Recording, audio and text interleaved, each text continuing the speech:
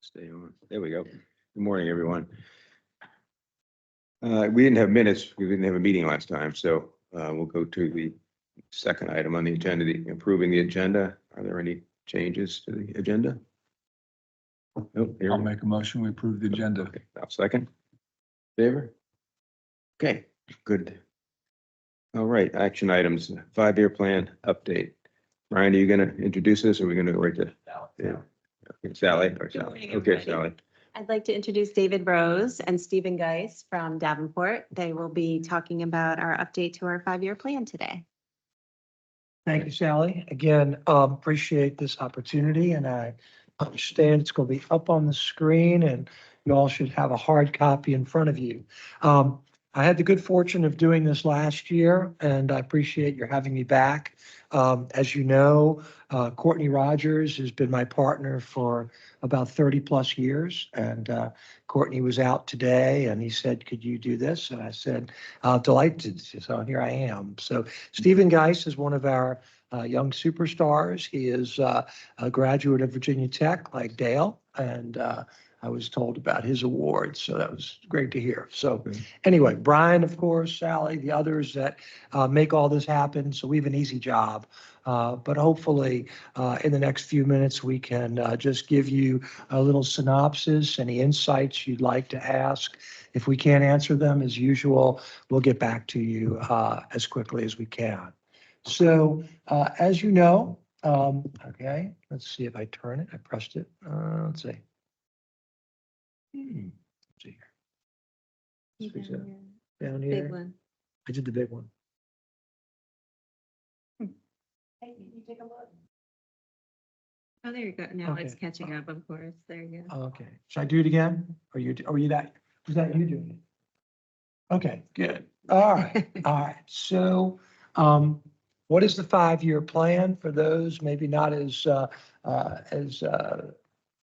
recognizing what we've been doing for many years now, we, the collective Loudon Water. And you can see here, it's a planning model. And if there's one thing this organization does very well, it does planning. It really does. And it does comparatives to what its plans are. So you're going to see a little bit of that in the next few minutes. But again, what we're trying to do is to anticipate things down the road. And we've always taken the tact of not just thinking about the here and now, but how do we get and put ourselves in a position to be even stronger and self-sustaining 5, 10, 15, 20 years down the road. And that 5-year plan is a rolling 5-year plan.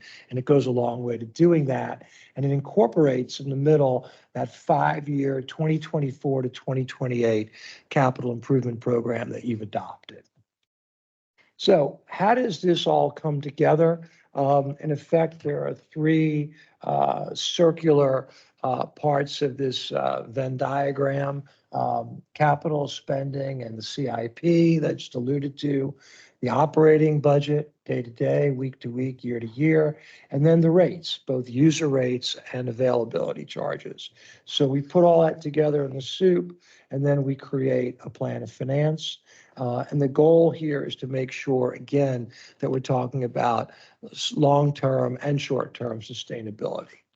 So what are some of the considerations of this 5-year plan and what's happened? As I said, if you look at the old presentation that we gave, we're comparing it to last year when I was here in the spring of 23, and the actual 5-year program, apparently, this is given to us, is up about $65 million. It's a good number, but something that we certainly can handle collectively because, again, we are in very, very good shape, and we'll underscore that. And then you could see here, why are those increases? That's beyond my pay grade. So I would leave it to Brian, Sally, and others to sort of explain what exactly all of that really means. But I think in a couple of important things at the bottom, though, our ERCs, that's our growth. We are conservative and they're solid. They continue. Having also working with the county, and in fact, we're going to go to New York next Thursday at this time. I'll be on the train, the Acela going to New York with Chair Randall and some of the others. And I think it's important. The county has never looked stronger.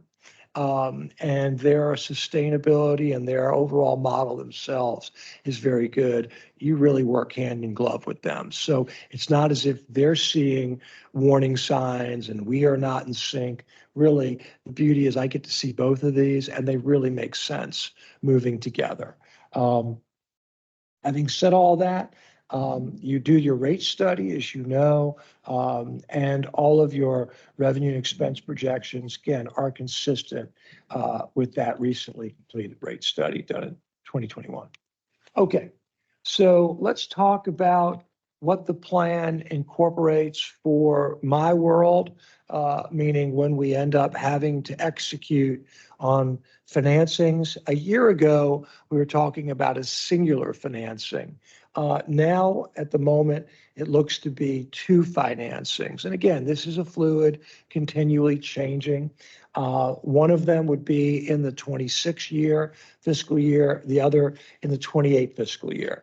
As you know, and your colleagues know, this, again, subject to change, depends upon not only timing of CIP, timing of projects, actual results, and keeping within the various policies. I think what's important, though, is what you're going to see is even when we factor these in, we really stay well within our policies. There's no reason to believe we are not going to continue to be a solid AAA, which is what we are in terms of the highest rating possible. Courtney and I haven't had much discussion yet with Brian and others about, you look at something like 80 million, how do we want to think about doing that? Could a 25 fiscal year possibly make sense if rates are good and reinvestment rates are good? But we're going to defer to Brian and others and talk about that. But again, keep that fluid, keep that thought here in mind. I will tell you, you are the first authority in the Commonwealth years ago when we introduced doing some variable rate debt. And we did that literally as an arbitrage and a hedge for our capital program and to make extra dollars, and it all worked out. We have very little variable rate left, but it's worked very, very nicely over the years. Kind of started thinking a little bit about that. But again, not right now. We'll be back if we are at all. You'll know about it. A couple other things here. Look at that note there. Additional debt directly impacts user rates, as we said. And right now, the user rates cover 100% of interest expense and 30% of principal on existing debt. Far cry from where we were years ago when we basically relied on availability fees to take care of a lot of that. We've tried for years to keep moving to where we are here. We monitor cash level very closely. We'll talk about that. Right now, of course, your cash is earning very, very good interest earnings. One of the things this authority has always done a good job of is managing its cash. Even when cash was producing very little, you're still doing a very good job of that relative to others. Again, historical spending and operating budget, capital spending, again, below budgeted amounts. Again, speaks to a number of things. Brian could tell you that. Sally could do that. But again, we just monitor all this. Okay. Just a real quick question. Do we have a rough idea of what that 80 million and 30 million will do to user rates out in the future? And if you don't, that's okay, but I'm just asking. Not right now. We're currently going through the rate study's underway. And so when they do that, they'll factor in these potential borrowings and see what that impact looks like. Yeah. Ryan or Sally, what would that bring our total debt to? I mean, some must be rolling off and some must. Yeah, we currently have 4 outstanding debt issues. As David mentioned, we have about 8 million on our 2005 variable rate debt. And then we have 2015, 2019, and 2021. I want to say it's like 180 million in principal that's still outstanding currently. Okay. Mm-hmm. Yeah, we pay our debts off, we pay it off quickly. again, one of the things the rating aides, I'll allude to it, they have made a comment at one point that they thought our debt was a little higher than average. I think in part, that's because when you look at it, we grew so fast. Yeah, yeah. And then we had so much, yet we did really a great amount of the capital we did was cash funded, pay as you go. So if we had been, no disrespect to, let's say, Fairfax County, which was essentially a generation older than us, if you think about it, their big growth, if you would, happened into the 60s and 70s. I like to think ours is the 80s and 90s, and the reason I say that is because they had considerably more debt relative to what we have. So again, and we try to learn from that, frankly, and we've always talked about that for decades. How do we learn from, because they hit a wall a bunch of years ago now when they had a lot of debt, things were really slowing down. I feel like our rate studies will show that we're really more resilient than that because we've positioned ourselves. So, When Fairfax didn't have somebody to buy water from. So, I mean, we benefited from some of that. No doubt, no doubt. So a couple of things I mentioned earlier, just a moment ago. Rating agencies indicate reliance on availability charges as your primary challenge. Back in 2018, new financial policy guideline, we wrote maintain at least 1 times coverage of net revenues, not including availability charges to debt service requirements. And we are considerably way above that now. So as I said, we have made really very, very good strides. The other thing too, is then when you add in debt service coverage with availability charges, it's literally off the charts. And you'll see some comparatives a little bit later in this presentation. So don't have to write that down for the moment, even though you've got the book. You'll see some of this. Okay, credit considerations. We have 3 rating. Those are the only really three agencies out there, Moody's, Standard & Poor's, and Fitch. I'd like to point out that Fitch, about 2 weeks ago, as it relates to local governments, you're not a local government, but obviously an authority, they came out with new criteria. Those new criteria have caused some consternation. A lot of local governments, including AAAs, are not happy with the way they're looking at some things. I will tell you, I come out on the side of the local governments. I think there's some silly stuff that Fitch put in there. If we see or something moves to that direction, we're going to let you know, okay? Because I could see Fitch, if they really do act on the way they're seeing some of these local governments, I could see a lot of people dropping them. Of all the agencies, we call them agencies, Moody's and Standard & Poor's really are the gold standard. Fitch is sort of that third one. We made a conscious decision years ago. Let's throw Fitch into the mix.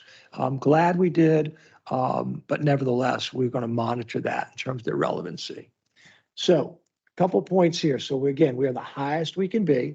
There are no gradations of AAA, and they don't do anything like AAA positive outlook. You're either stable or you're a negative outlook, and you're again stable. So there's no better that you could be. Just want to make sure you realize that. Did Fitch's stuff have anything to do with infrastructure in towns or municipalities, or was it unrelated to that? It was unrelated to infrastructure, maybe a little scant mention, but things like where you'll do well is they talked about, for example, they focused on median household income, which for Loudoun County is as high as it gets literally in the country. Okay, so it's good that way. And they focus on things like what percentage of the folks in a community have college degrees or advanced degrees. Once again, Loudoun County, you're going to look tremendous. But in some of the more, I'll call it blue collar industrial places like a Hampton Roads area, they don't shake out very well. Yet the citizens are very affordable lifestyle. Is it like here? No, it's much more modest, but it's sustainable. And so they get penalized. So they're not very happy, some of the managers there. So we'll see if they act on it. But I just want to, it's part of why we come every year. I want to make sure that you don't all of a sudden hear something for the first time if something comes to Brian and Courtney and I, and you say, well, why didn't you give us a heads up? Well, they could have come out with this criteria 2 weeks from now. I wouldn't have known it. But now that we know, and if they are tinkering, that's what I call it. I think they're tinkering. I don't think it's in a good way. Should they start tinkering or any of these in the area of what we'll call enterprise funds? We're going to let you know, and we'll make sure we push back because we do think we are really a solid AAA and should be. So that's an important point.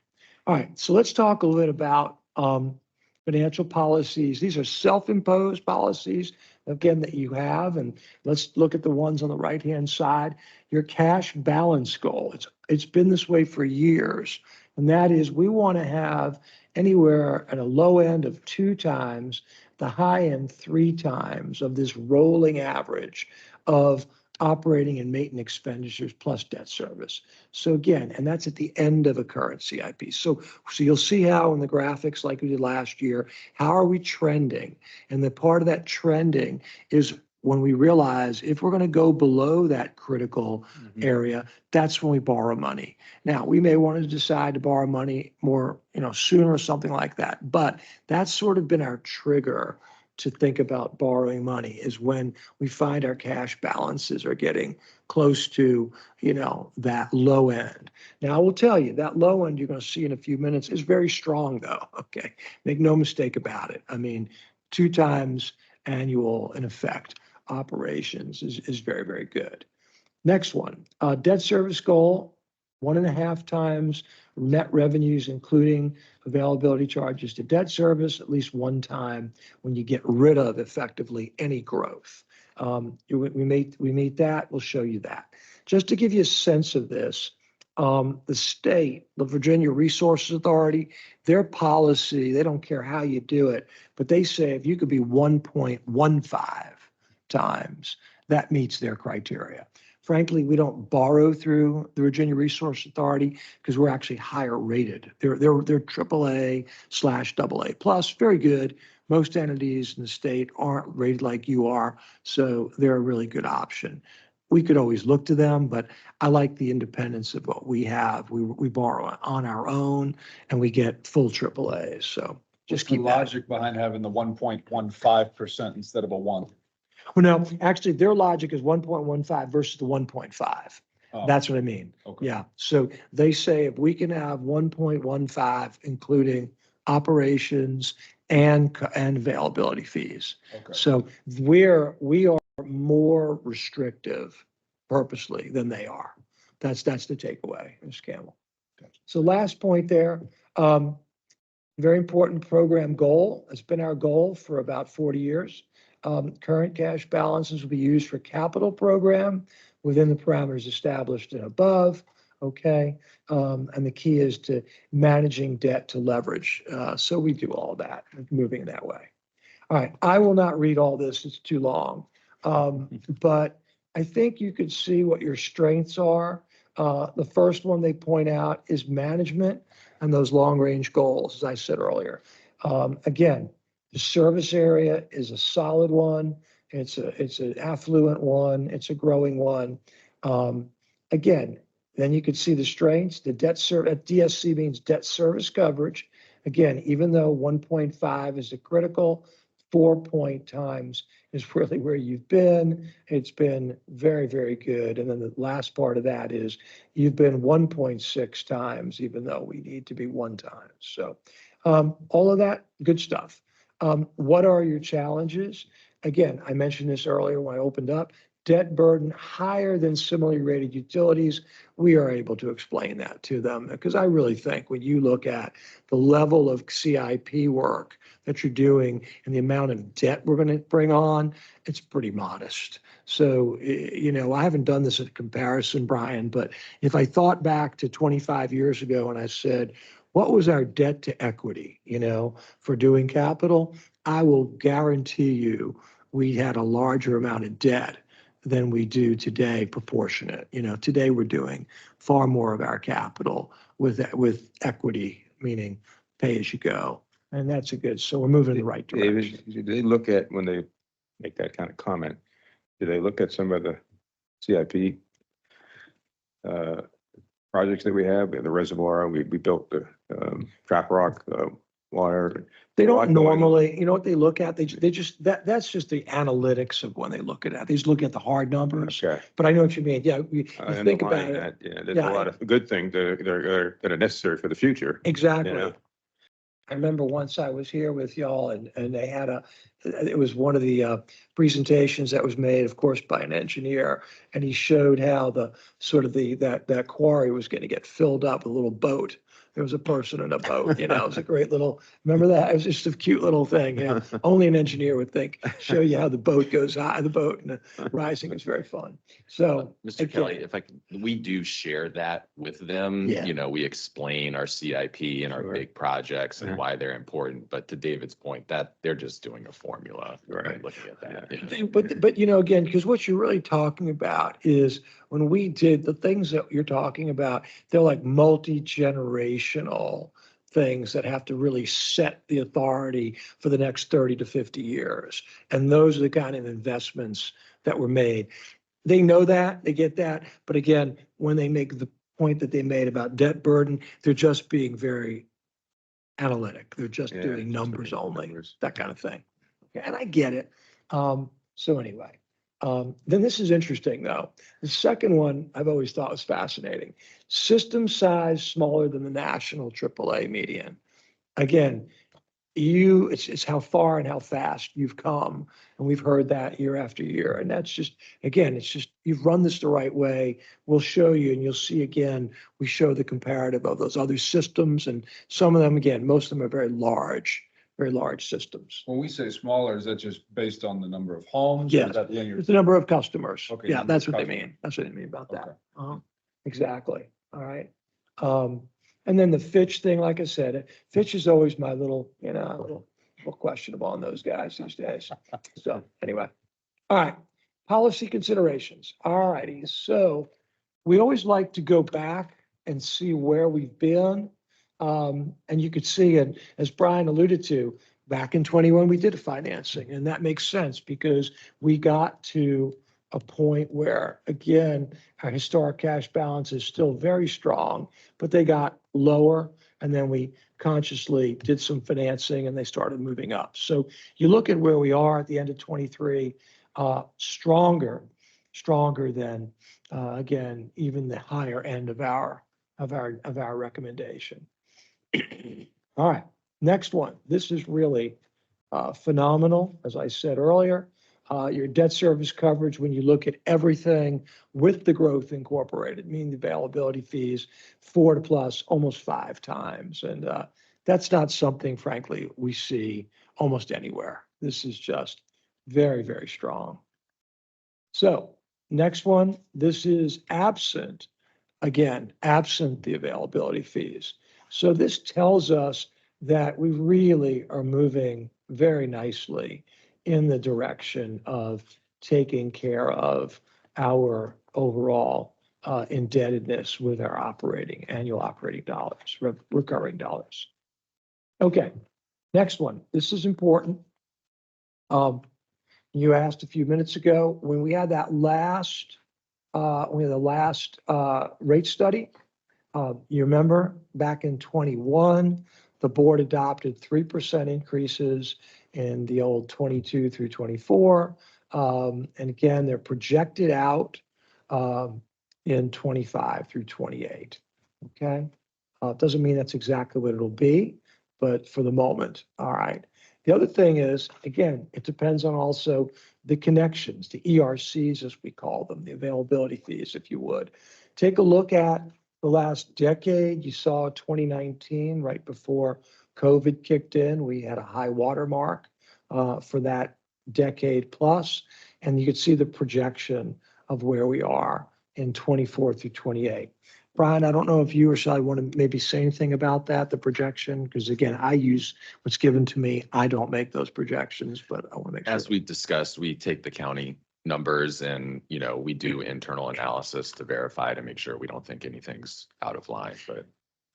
Can I ask about that? Because Yeah. I think one of our earlier meetings, I was trying to get gain an appreciation for the or this organization's dependency or reliance on the ERC, because there is some, there's like an underlying reality at the county level, because if you just considered residential, there's a finite amount of land for future expansion and boundaries that correspond to our service areas.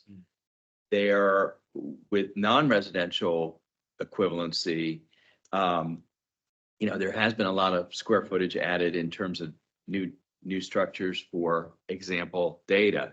But the data, we're not quite sure, given the signals that the board is sending, that will continue. Right. So really the question is not the inputs that help the county fiscal impact committee develop it, but our reliance on that number, if it's high or low. So can you just address that? If they're not right, what does that mean in terms of our assumptions? So I think you ask a great question and something we think about all the time. The county, like when we talk again next week, there is this, in effect, full growth that the county is projecting. It's a number of years down the road, of course, but I want to say, and don't hold me to it, I think that full growth concept is somewhere around 5 or 550,000 or something like that number. And that's assuming, of course, they don't broach we'll call it the transition zone, and they don't mess with Western Loudoun. The idea of keeping Western Loudoun primarily rural, that's the goal here. So they have that number, to your point. So I think what we need to be sure of is, as the rate study gets done and it looks for a number of years, it's probably going to be a couple rate studies after that, really, because you think about the rate studies are every 5 years, roughly 3 years. Okay, now 3 years. Yeah. So it's going to be several rate studies beyond, but we still think about it now going, how do we balance when we stop having that growth? And maybe it goes vertical, but it's not as much of a, kicker, especially given the fact that data centers, I think that really is kind of sort of trailing off at this point. I think even by the county's desire to see it trailed off. That's what I've gotten a little bit of sense of. I talked to Buddy yesterday, Buddy Reiser, who's, of course, Buddy's the economic development who goes with us.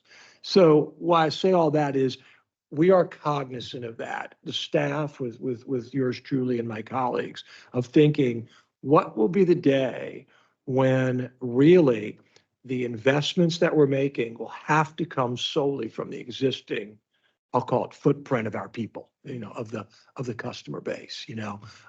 That's not lost on us, which is why we really want to make sure that we don't have too much debt, because inevitably at that point, if you think about it, from the time this authority really started growing, which was basically in the 80s, really started kind of late 70s into the 80s. When we get to that point, which probably will be out in the 2040s, that's around the time that a lot of those pipes and all that stuff that was initially put in is got to be reworked, like older cities. We don't think of Loudoun as being an older place, but if you think about it, another 20 years from now, that first stuff is 60, 70 years old. So we're thinking about that, in terms of pipes and things like that. The quarries that take care of it may be ample, but some of those other things that are just expensive and Okay. all. I don't know if now is the right time to raise this, but I will do it anyway. The challenges in the future, if the county is interested in more affordable, attainable housing, the supply of land is very constrained. So there is pressure on that boundary, the rural transition area, rural area boundary. There is pressure on that. That could induce the authority or Loudoun Water to do what we just did in the JLMA, which was to expand service. Our service area could grow. Yes. So being prepared for that is important. And I think we Loudoun Water do a really good job. Once that signal comes, the planning ensues. But there also is service that Loudon Water provides in the rural area via the communal systems. Mhm. And Right. that is subject to future growth too. There are generations of policies that didn't allow the central system to extend, but certainly encouraged communal. And then we have the issue of the towns and the town's ability to operate independently. So I think we would benefit from a little bit more reality on the ERC assumptions moving forward in the future, because the pressure of growth and the possible extension of the central service area, but then also the sort of latent demand that exists in the rural area anyway, because lots of people live there and they're not served, but they could be served by communal systems. And so, and connections to the towns. So, that you go out to 2028, we're probably talking 2038. But I do think, I have sense that the ERC factor needs a little bit more refinement and strategy. And so I just share that with you. You And know what? You make a great point. I'm not just trying to, I'm not pandering. You do, because I see some of these towns really struggle. We don't have to mention which ones. And I also see certain towns that, like Percival, that don't want to grow. So as a result, they're struggling with their system. And then you say to yourself, okay, away from politics, is it appropriate that maybe some scenarios get done in next rate study or some future engineering study that gets done to say, what if Loudon Water to fill that gap? And we've talked about that, just so you know, going a bunch of years back, we talked about what about and how do you look at both the Leesburg system, the Percival system, and you got Hamilton, and you got a couple others, and you say to yourself, to what extent is there some smart synergies here? And what role, if any, does Loudon Water play in that? So I defer to your boss, my boss, y'all are my bosses, but there's no reason. I think it's going to ultimately, like you said, with the pressure, you're probably going to get pressure to at least analyze that and look at what the economic cost. And if you're sitting on the train next week or the week after that, whenever Right. that is, it's not the singular take over the towns. Right. It's the towns and the equation of the rural area Right. together, Mhm. I think. I mean, Mhm. that's Yeah. because one would get one reaction, the other would be like, the reality of the boundary and the supply of land. If you want to grow and you need to grow, where are you going to go? Prince William just did it ironically with the rural area and a data center planned expansion, which might not really sustain itself over time.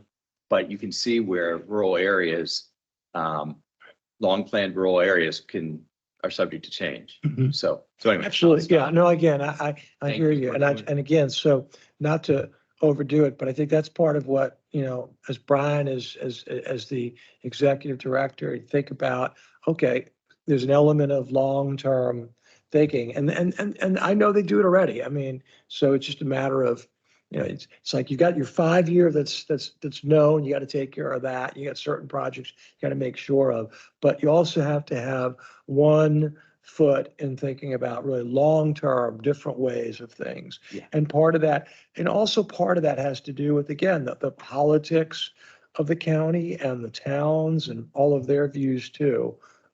Because one thing I think this authority's always been good about, you've never overstepped your bounds. I've really always felt like you've stuck to your knitting and you've been helpful where you can.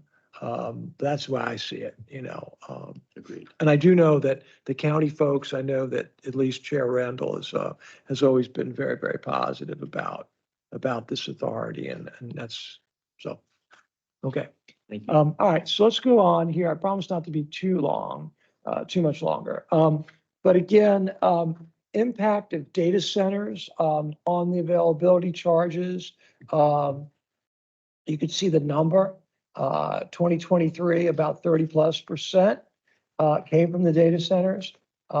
This number, over the past 4 years, apparently has been 45% or so. Okay. And then we said to ourselves, okay, since it's been a big driver and nothing lasts forever, what would things look like, if going forward, we didn't have, the data centers, as part of the new availability charges? And you can still see here the projected cash balances.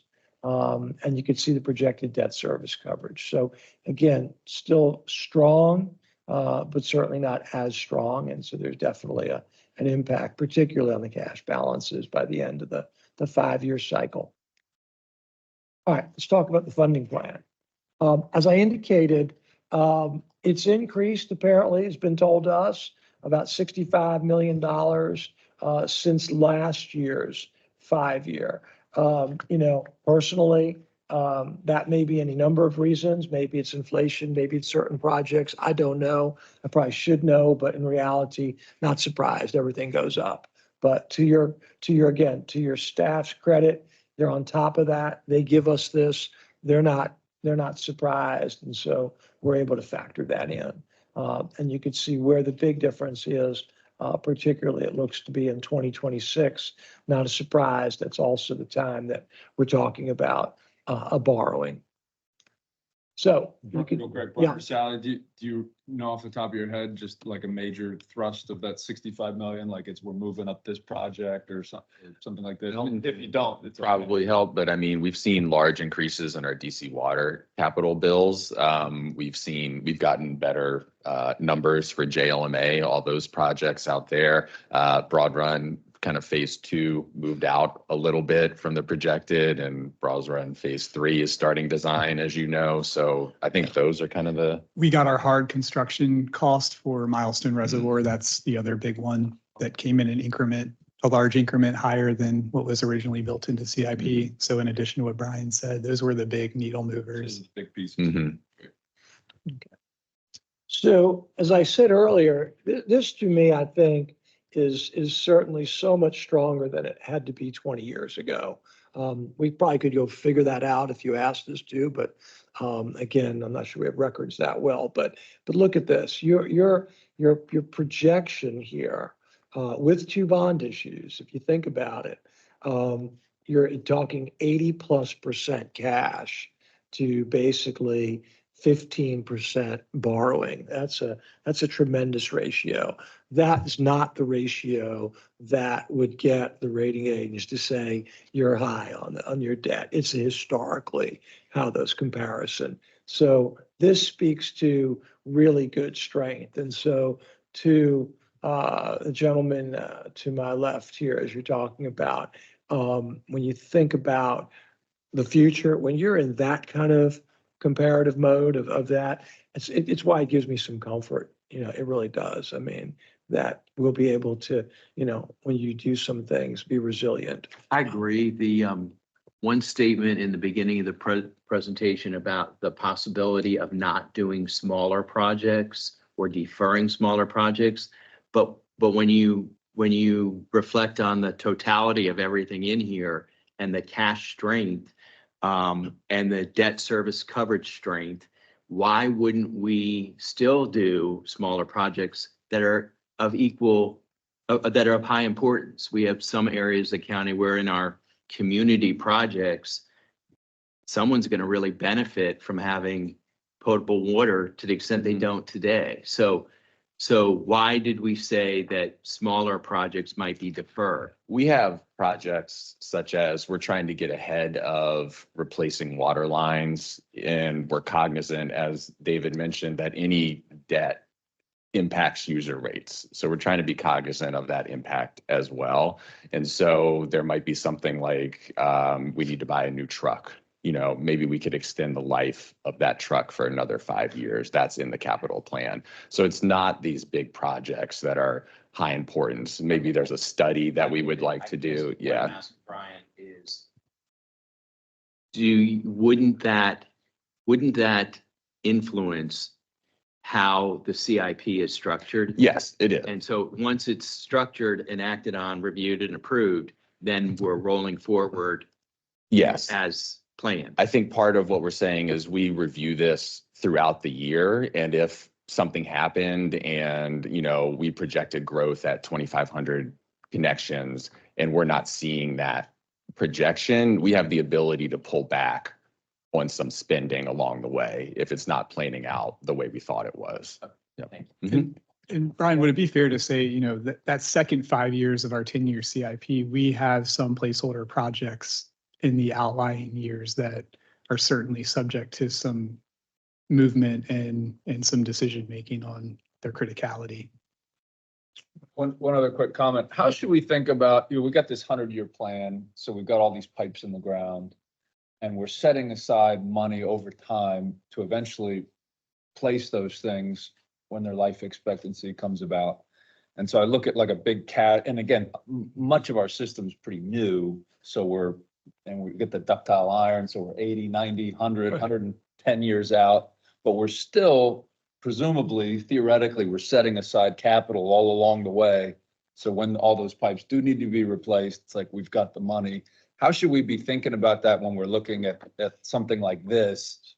So good We've got all question. that So cash. the way I think about it is a lot of that cash down the road in the operations will get converted to, in effect, debt service. It'll be servicing more debt as those things. But like you said, you know, the way these newer pipes and have much more years than the old pipes, they may have leaked a lot, you know, from a big city like DC, but they still were like lasting 80 to 100 years. You know, no one really wants a 100-year pipe. I get it. Loses a lot and it's got cracks and all that, and all the problems you have in a bad weather. But still, that's what's going to happen. The balance is going to change. We're not. If I were here miraculously 50 years from now, clearly I won't be. And we really were still in an 80-20 mode or 80-50. That'd be unbelievable. I just couldn't see that. I just think it's going to convert more to the cash will be less, but the debt will be higher. But it'll be a mature system, be broader, bigger, presumably. But I don't know. Brian, any thoughts you have on that?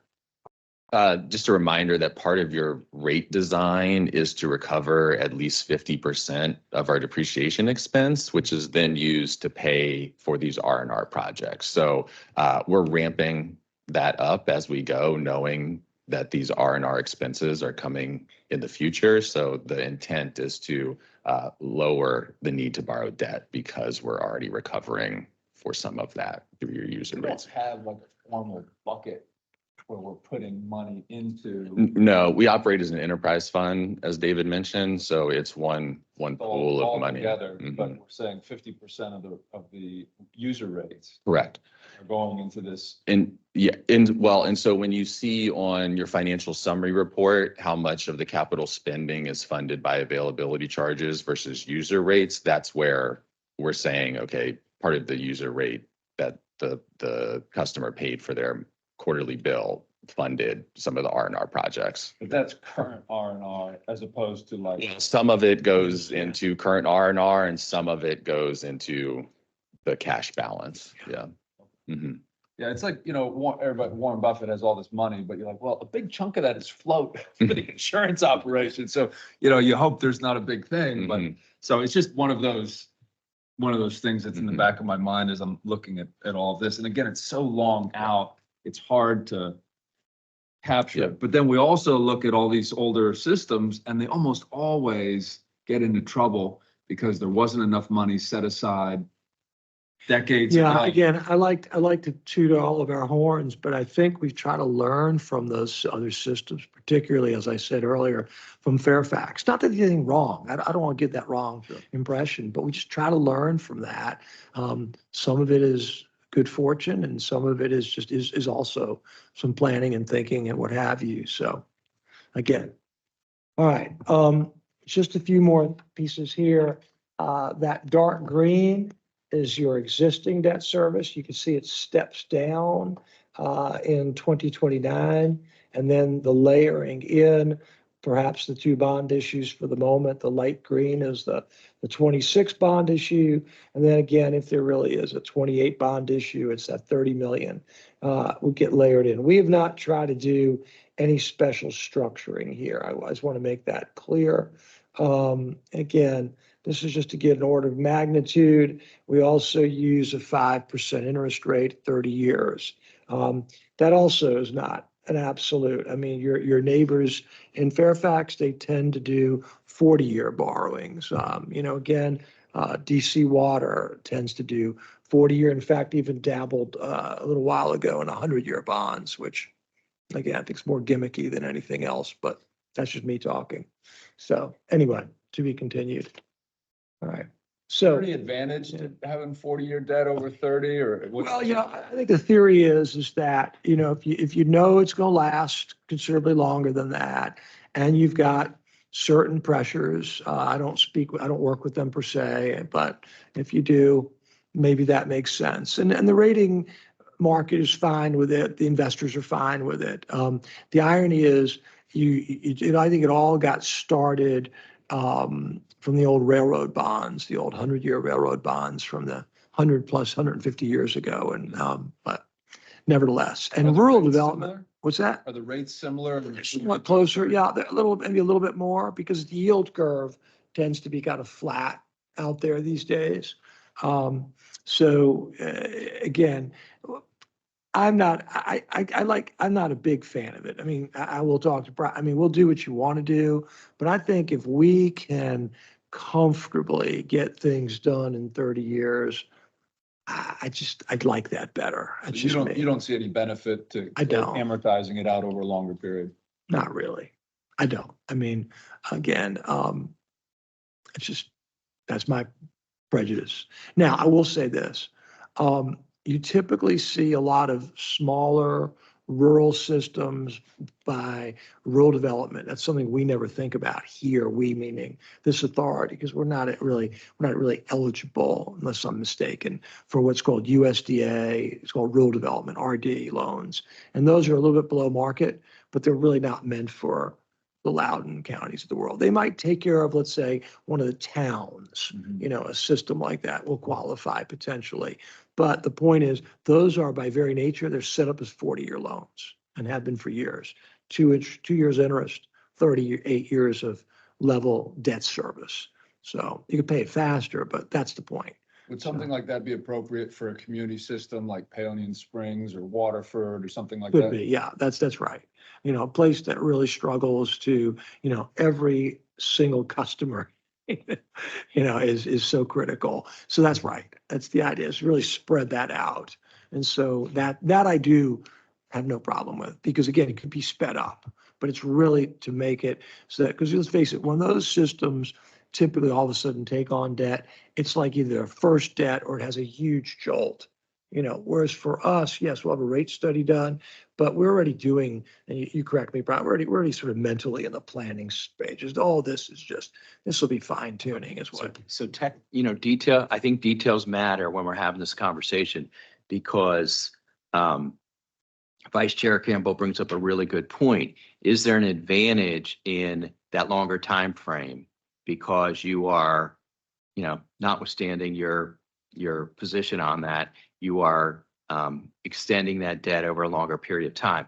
But we also have another situation when it relates to those community systems, and that is going back a few years, the planning for those systems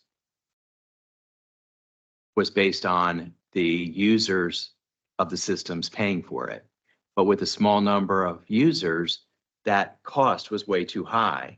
So this organization's view towards that changed, and the costs of managing and maintaining were then distributed throughout the entire customer base. So that would be the case for Waterford and Paonian Springs, because that would be a Loudoun Water project. But what you're describing is something different, as if it was a freestanding separate entity that had a smaller number of ultimate customers. That's right. Okay. And I say also why I'm not just giving my prejudice without some basis. Having worked with Loudoun County since 1983, maybe 84, so 40 years now as well. We made a conscious decision all those years ago as things started ramping up to pay our debt over 20 years on what we call a level principal basis.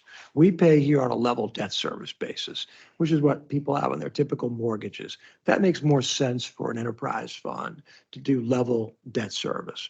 But if you look at Loudoun County, that decision that we made, which was a little bit more difficult in the early to mid 80s, it wasn't as popular.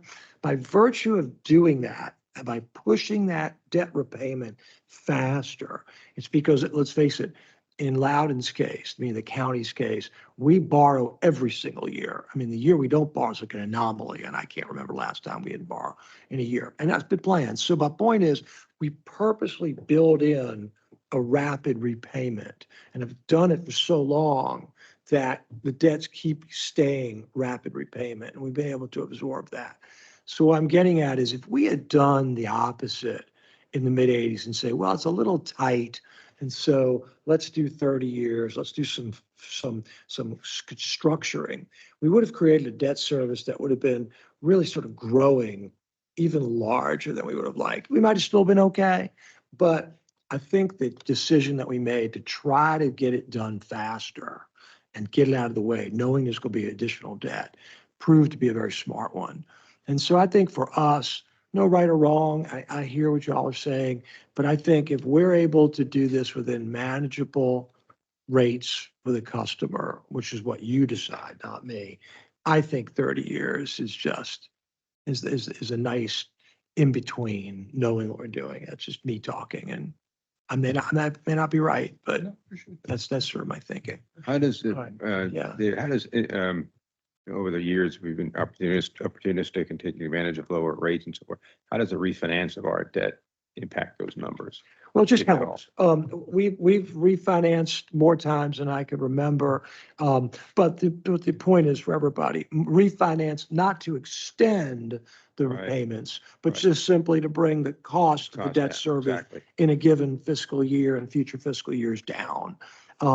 So from that perspective, again, it's just, if you think about it in terms of debt service coverage, the less interest, the less we have, the better the debt service coverage is. That's really what it does. The better also helps the days operating cash on hand, because less dollars are going into debt service.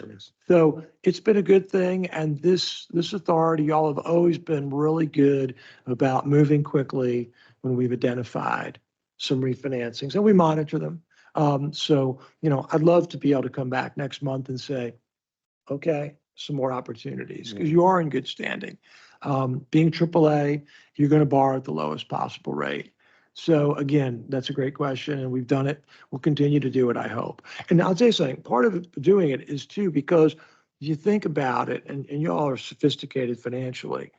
It's not that interest rates even have to go down. It's just that as you get closer and closer to the end date of debt, the natural yield curve, short of what's going on a little bit right now, tends to be, 10-year debt tends to be lower than 20 and 30-year debt.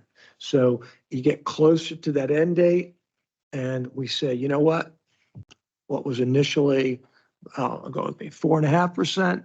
Now it's got 10, 12, 13 years to run. That average might be, 3.5%. There's a refunding opportunity. So we monitor that, and we do that. We literally monitor it. Stephen and others do this literally every 2 weeks. We have a whole program and a system for all of our clients. And we look at it, we call it not only debt by debt, meaning debt by maturity within each and every debt portfolio. We look at that. So. And We do. presumably the cost to refinance is nominal when we're doing Yeah, this. that's right. So the way it works, Campbell, is we have a policy here, we meaning the authority, that basically is pretty much the standard state / I wouldn't say federal, but the state policy, not official, is that if we can have 3% present value, which incorporates the cost of issuance, sort of like the APR in a car. You can play games, but you can't play games. The APR is the APR. You can't play with that number. It's the truth in lending number. We are the same way. So the truth in lending number is of above 3%. The only time we're going to change that, a couple times actually, if we have some needs to do some restructuring for whatever reason, and it may not even produce savings or maybe minimal savings, then we'll call it a restructuring versus a refunding. Number two, and this sometimes happens to us, let's assume we have 3 or 4 years left or 5 years, very, very short period of time. And we say, you know what? Not a lot of savings, but we might as well get whatever savings we can because it's got only 4 or 5 years to run. We'll do that as well with places. And people get that. It's just like, why not? You know, it may not be 3%, but if it's 1.5 or 2, better than nothing, let's do it. So that's how we Generally do it. speaking, the analysis is if the net present value is 3% or greater, we go, all right, it's a go, let's do it. That's right. Okay, Exactly. makes sense. Okay, let me just, I don't want to take so much time, I apologize, but this is, I think this is important. Look at this here. This is when you include the 2 borrowings that we're talking about. You'll notice that we go just slightly above our lower limit. And so that's why those 2 borrowings are in there. If they were not in there, I can assure you, we're going below our lower limits. So that's sort of the way we do this. But again, it's every year, year to year, that we will take a look at this. All right, let me do this. I think this will be helpful. So I made a comment a moment ago, or they made a comment, the rating agencies, that we tend to be a smaller system. Well, look at those places, you know, we are going to be smaller than Charlotte and Tampa, you know, some places, Charleston, Hillsborough, some of those, and some were about the same size. So these are, look at this here. Hopefully a picture's worth a lot. As I said to you, when you incorporate those availability fees, you're the green. Look how strong you are. You're almost the very top of the debt service coverage. That's why I said it's really a good number. And then on top of that, when you take out those availability fees, you're still right at the medians and still a very strong number, very solid. Okay. So we like all this. All right. You know, it'd be interesting, we compare our rates and our availability fees to our neighbors. It'd be interesting to see how they compare with these other systems, or I guess just AAA. I'm gonna have a senior month. Brian, have we done that at all? I just can't, have we done that ever? I just might have. I can't recall either. We might have. Since there's only 13 of them. Right. We could certainly, if, you know, again, we could do that. You know, we could, again, if that really is something. But let's just go to this one right here. Days cash on hand.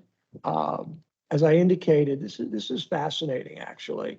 And this is something I want everybody to be fully appreciative of. These are the best of the best. Okay, these 13 are the best of the best nationally. Not like we just handpicked 13 that we like. This is it. Okay. That said, these days cash on hand, and you are right, like in the thick of it, but you're not by any ways, you're not an outlier. Okay. These entities have lots of cash on hand relative to the national averages. So just give you a sense. And if you were to look around, you basically, away from these, you'd be hoping to get 1 year's equivalent. Most places are happy with literally, you know, half a year's equivalent. They really are. And some are like 2 months, which is way too low, but I'm just telling you. I just want to make sure we have an appreciation for the strength of what you're seeing. We do represent and work with Chesterfield County. I don't. That's not a typo, but I found it extraordinary. It's like, okay, you've got 10 years cash on hand. And again, we do that at Davenport. I manage the practice, but I don't know what why it's that way. I could always get that for you, but it's just such an outlier. And we do carry as well. But carry's also been fast growing and all good. Okay. So, but we're like the bottom of the stack. I mean, we're better than Cobb and Charlotte. And it looks like that's it. If I'm reading this correctly. Yeah, I mean, you know, again, but look, again, it's Just still, I mean, again, we're looking nationally and I get these are the top of the top. I wouldn't change anything. No one is, let me make it clear, The rating agencies have never once said to us, your 2 to 3 times looks thin. That's not. If that were the case, we'd let you know it, and Brian would know it, but that's not been the case. But I just want to make sure, while you may look on the thinner side, it's not. But again, sometimes, and we haven't had this happen to us, but sometimes you might get pushback. If you're an enterprise fund and you're part of, let's say, another city or something, which you're not, and they may say, well, you've got too much cash sitting around. Well, this shows you that with the best of the best, you don't have too much cash sitting around. And it's part of what keeps you in good state. So. Well, and just looking at these others too, with the debt coverage, I mean, our debt coverage is so much less as a ratio. And so presumably they have more cash, but they have more debt. And so we could borrow more money and Yeah, have more right. cash too. So, you know, I know these are all just little fragments of the full picture. Right. So that's it. The recommended motion like last year. This is that. Ready for motion? I Yeah. recommend the committee endorse the 5-year plan of finance as presented from forward to the board for approval in May. Second. Okay, all in favor, and if Terry's on the line? I'm here, but I don't think I vote. Sorry, Terry, you don't get the vote.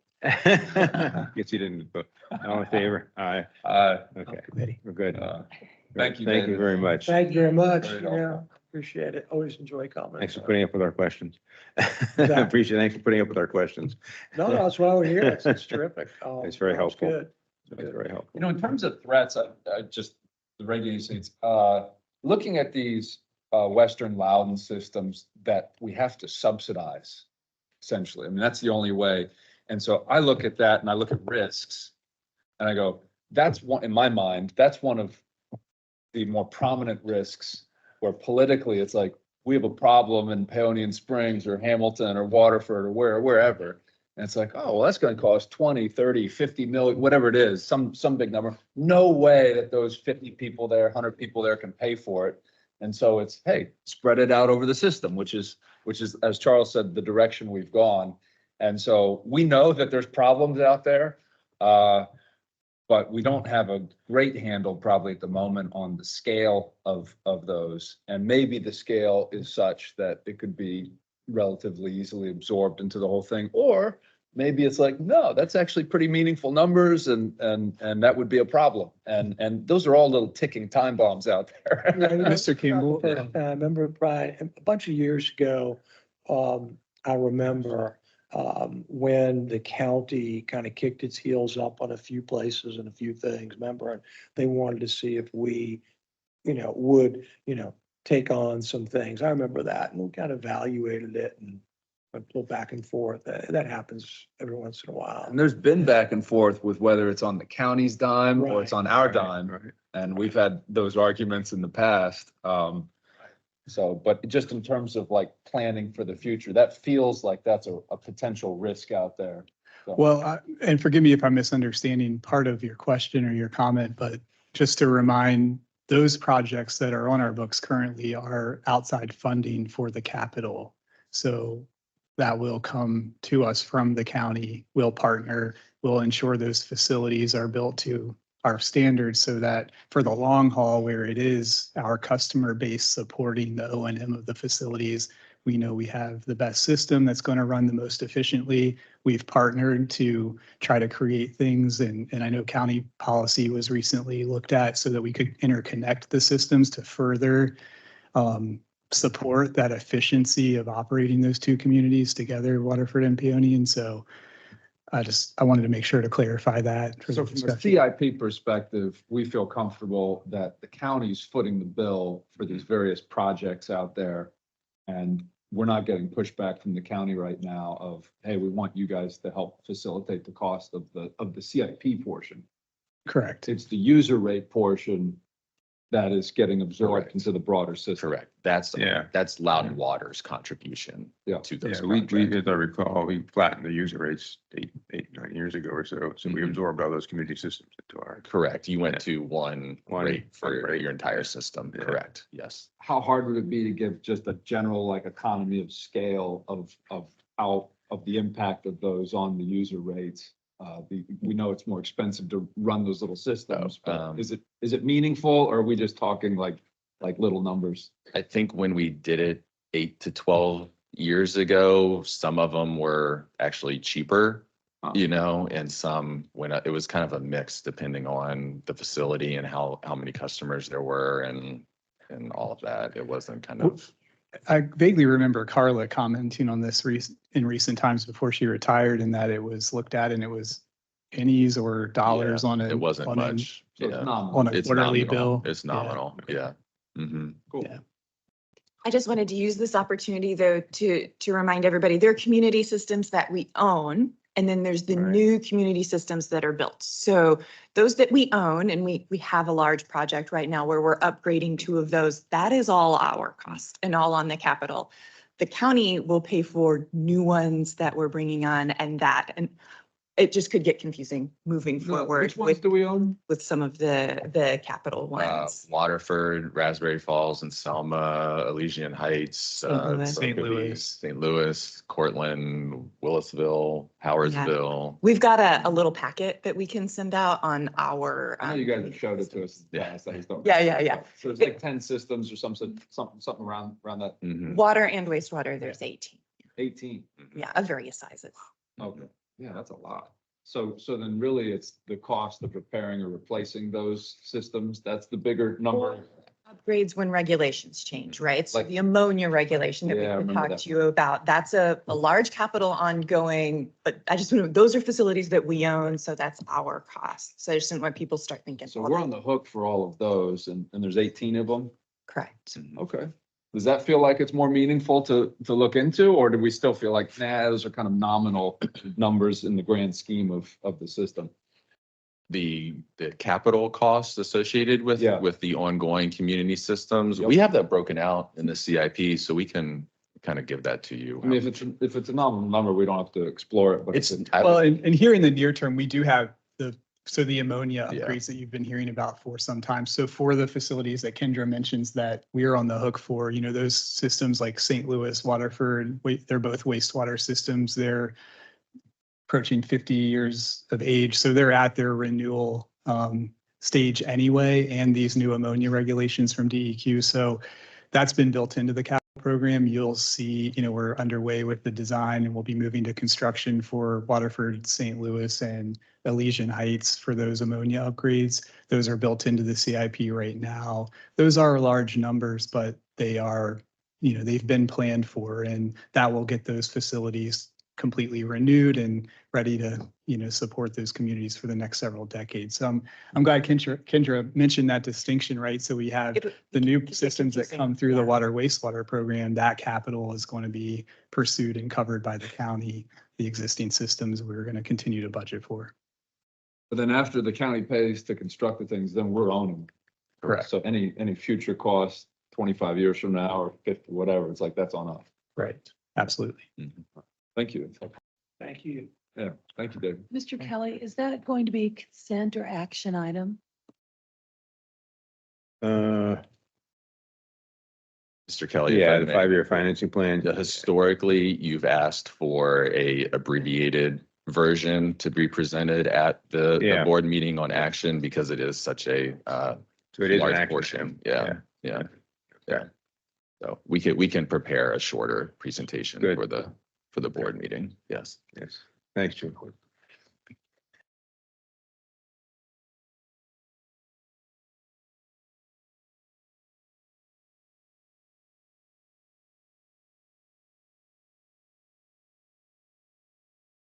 Okay, whenever you're ready, we'll move on to the contract with Davenport. Holly? Fran? Yes, our current financial contract with Davenport is expiring May 14th, 2025. So we are seeking approval of that with this presentation. This is a summary of our contract. We're currently writing a contract with Montgomery County. So these are the highlights of it. There's no retainer fee, which is different from their contract. The hourly rates are listed there, and those increase based on a CIP index based on the contract. if there's any debt issuance, we have agreed upon transactions for the bond issuance. And then if there's any special projects, it would be based on that. This is the final year of the contract renewal, so toward the end of this year, we'll either find another contract to ride if we choose to stay with Davenport, or we'll go out for bid. How long have we been on the Montgomery County one? Since 2019. yeah. And prior to that, we were writing, I think, another Montgomery County contract. And as far as I know, we've always written other contracts. It saves staff, time and money and Right. yeah. Good. I'm good. Shortest presentation ever. Yeah. Can I? Yeah, please. One thing, Oh, I had mentioned to Sally and Brian yesterday that it may be confusing for the board when they see that it's been a negotiation in Montgomery County, because we don't have anything in there about what is that, what are the rates and so forth. Yeah, it's really a basic contract. yeah. They offer a wide range of financial advisory services that we could take advantage of if the board or staff felt we needed assistance. But it's all on a per hour basis. Okay. So for example, the past 2 years, we've paid them about $10,000 each year. They help with the 5-year plan of finance and any surveillance that's done by Moody's and S&P and Fitch. Periodically, they send out questions to make sure nothing has changed. But usually it's a very low dollar contract. Yeah. And then to give you an example too, I looked back at the last bond issuance and we paid them $130,000 for that issuance. So that's what we're looking at when we issue debt. Okay. Let's go Montgomery County, Virginia, Yes. not Maryland. And I'm like, Right. where is Montgomery County? It's like, oh, Blacksburg. Yeah. I looked it up because. Blacksburg. Got some Hokies in here, maybe. Notwithstanding that little fact, I will move the motion. I move the recommendation to the board to approve contract award to Davenport and Company for financial advisory services for the period of May 14th, 2024 through May 14th, 2025, under the terms and conditions competitively negotiated by Montgomery County, Virginia. Seconded. Favor? Okay. Good. Thank you.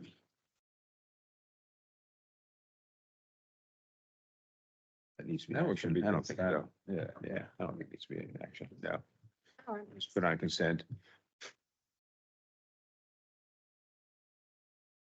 Right. Okay, Moving on March. to the finance. Ready? Monthly Mark financial. financials? Yeah. Okay, we're looking good. Operating revenues are above the forecast. So we're at 27.8 million versus 27.6 million. Non-operating revenues are also above the forecast. And then moving on to expenses, I do want to note it's draft, so you'll see that depreciation there is actually higher than forecast, but that's strict, just straight line. We just took December's and multiplied it by 3 because we're still not closed with the audit. But other than that, we are below forecast by 1.9 million in expenses. And then change in net position was 8 million for March, and that is capital contributions of about 6 million. Availability charges were 13.5 of that and 0.2 in government contributions. February was a big month for ERCs. Oh, yeah, wait till you see April. So We had a lot of data centers. Oh, really? So yeah, currently we're ahead of projection for the year in terms of connections. So there's the chart there, 852 as of March. And I looked at the numbers this morning. Yeah, 63% of that are data center connections year to date. So connections. Question. Several times since joining this wonderful organization, I have raised the question about ERCs, and I think we would benefit from a brief discussion unpacking the inputs to the ERCs. I just think for the future, blind reliance on this, which is an animal created for other purposes, really. It just needs some more discussion. So Brian, if you would just consider that, and Chair, if you're okay with that, at some point to have a more future facing unpacking discussion of ERCs and how we evaluate them. And I can tell there's people in their step, oh boy, why would we want to look at this? I think it makes sense to do so.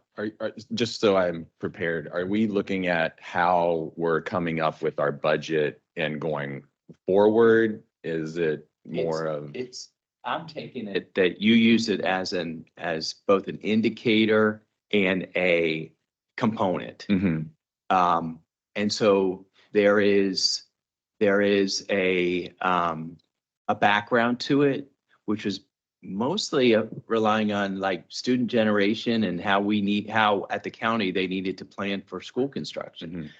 But I just think there is some more discussion needed to perhaps retool it or be ready to retool or ask fiscal impact committee to do something different or do it ourselves. So I just think that would be a good discussion. Thank you. Yep. Is the ERC tied to the amount of water I mean, that's Correct. It's the flow, right? Correct. Yes. So a residential customer, they're allocated 550 gallons per day. Good. Yeah.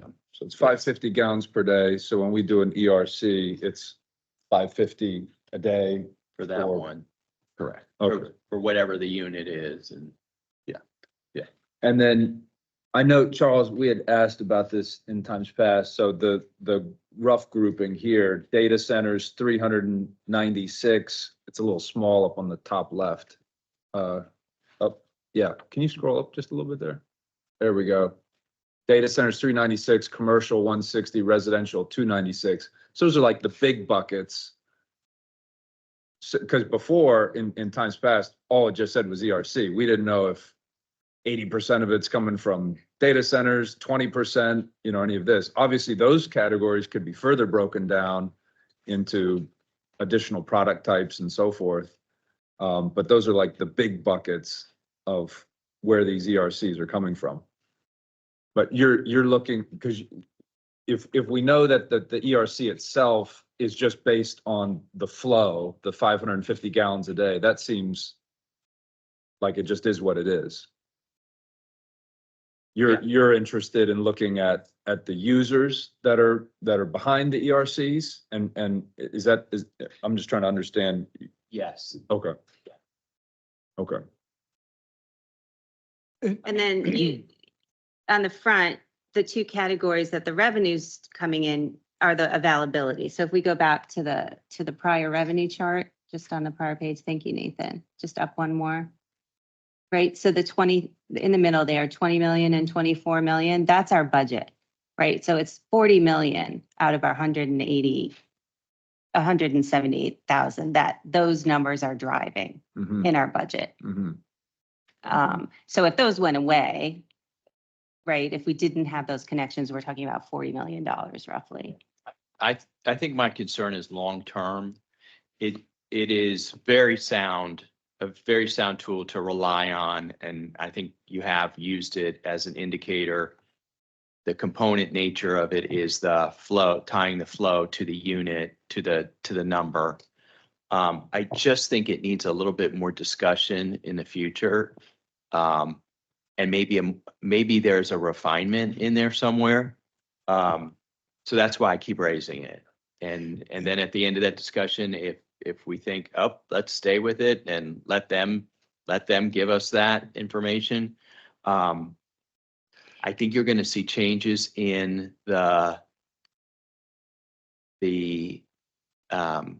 commercial makeup.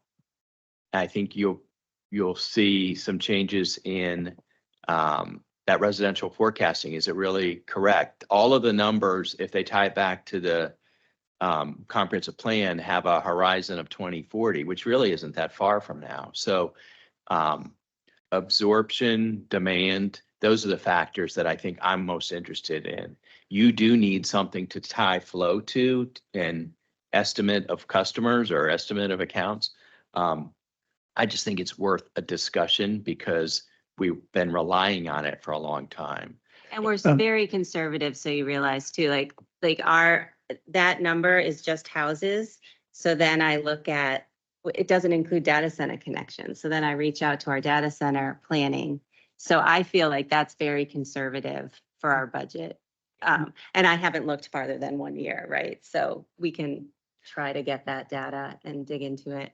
Yeah, Mr. Yudd, I was going to offer as well, and Brian, correct me if I'm wrong here, but there's sort of some companion presentations that we've brought forward at regular intervals to the board in the past about from our planning group within engineering, what they're looking at from COG projections of population and employment and the assumptions that have been built in and some of our long range planning. That might be of benefit to kind of bring back to the board. You know, we're probably due for a regular update on that component of how it factors into the financial modeling as well. So I just wanted to ask, is the concern the financial planning based on this or the operational planning based on that number? Because the response would be very different on this. My request was that we have a further discussion on it to understand all of the background, where it's coming from, why it was developed in the first place, and maybe some refinements to it that would be helpful for the future. So Yeah. if you don't want to do it, fine. I'm just raising it as a But we absolutely. topic for I think consideration. We Yeah. want to do it. I think we're just trying to be clear that when we're presenting the ERCs here, it's on a limited financial basis for revenue generation. And they do a lot more future planning than just the ERC connections. And so, I accept yeah, that. yeah. I know that already. okay.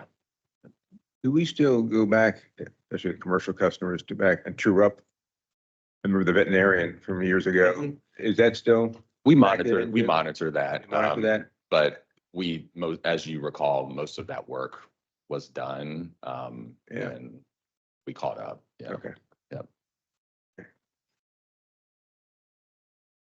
Okay, and then CIP as of March, we're at 75% of our projection.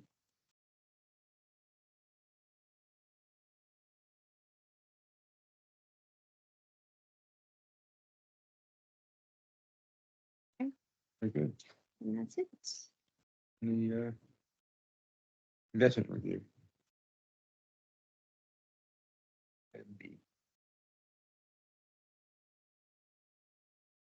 It can be higher for longer, Mr. Kelly? Hmm? Is it gonna be higher for longer? Yeah, I think so. I think that's the consensus. It's gonna stay high. I didn't understand Wall Street, 2 quarters, we're gonna start cutting and all this stuff. I still don't understand that. Mr. Allen, did you have a question? I did. Thank you, Jewel. Did I understand correctly in Davenport's presentation that the rate study, we were anticipating 3% increases in the rate study? Did I hear that correct? So when the last rate study was done in 2021, the board approves 3 one-year increments, but the rate study goes out for 10 years. And so they predict rate increases at that time for 10 years. And during that, the 2021 rate study, it showed that the following 3 years would be another 3%. But we're going through a rate study right now. So we'll find out whether it'll still be 3% or not this summer. All right. I was just thinking that given how our CAP has gone up by 65 million, and obviously I know the county faces the same issue, which is this construction inflation. So I'm just thinking I was thinking, how could we have 3% increases given what we've seen over the past 2 years? Yeah, and that's exactly what we're trying to find out, because as you just mentioned, the rate study was done in early 2021, and inflation skyrocketed after the rate study was done. Right, we had almost negative interest rates at that point. So right.